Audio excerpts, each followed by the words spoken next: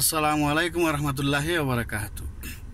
সম্মানিত ভিউয়ার্স, আমি একটু কথা বলবো, কেউ মনে কষ্ট নেবেন না। আমার কথায় ভুল ভ্রান্তি হলে ক্ষমা সুন্দর দৃষ্টিতে দেখবেন।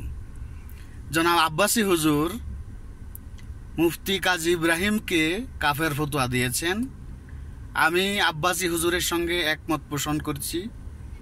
আমি এও বলতে চাই, মুফতি কাজী ইব্রাহিম শুধু একজন কাফেরই নন, তিনি অবশ্যই একজন মুনাফেক এবং একদম নিকৃষ্টতম নর্দমার কীট। কত নিম্ন, কত নিচু লেভেলের মানসিকতা হলে একজন মানুষ বলতে পারে ডক্টর ইউনূস আল্লাহর একজন মনোনীত নেতা। নাউজুবিল্লাহ মিন যালিক।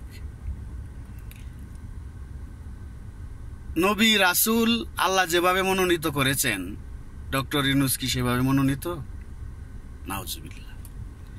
এবং ডক্টর ইউনূসের বিরুদ্ধে যদি কেহ কোনো কথা বলে, তাকে যদি ক্ষমতাচ্যুত করতে চায়, এই চাওয়াটাই হারাম হবে। নাউজুবিল্লাহ মিন যালিক।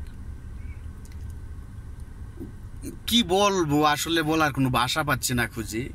এইরকম মুফতি, এরকম টাইপের মুফতি আলেম যারা এবং সেই আলেমদের অনুসারী যারা, এরা আসলে কাফের তো অবশ্যই, মুনাফেক অবশ্যই, তারা নিকৃষ্ট নর্দমার কীট থেকেও আরো নিকৃষ্ট। ওদের ব্যাপারে আসলে কথা বলতে লজ্জাবোধ হয়। চিন্তা করেন, একজন আপনি নিরপেক্ষ, একজন পবিত্র মন মানসিকতা নিয়ে একটু বিচার বিবেচনা করে দেখেন তো এই কথাটা কতটুকু যুক্তিযুক্ত। ডক্টর ইউনূস একজন আল্লাহর মনোনীত নেতা এবং তাকে ক্ষমতাচ্যুত করতে চাওয়াটাই হারাম হবে।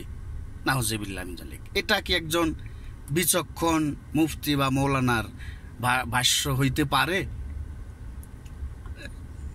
মানে এই টাইপের মুফতি যারা, এরা কি বলবো, আমি আসলে কোনো ভাষা খুঁজে পাচ্ছি না। এরা একদম পৃথিবীর সবচেয়ে নিকৃষ্ট কীট, চতুষ্পদ জন্তু থেকেও নিকৃষ্ট। আসলে খারাপকে খারাপ বলতে হবে।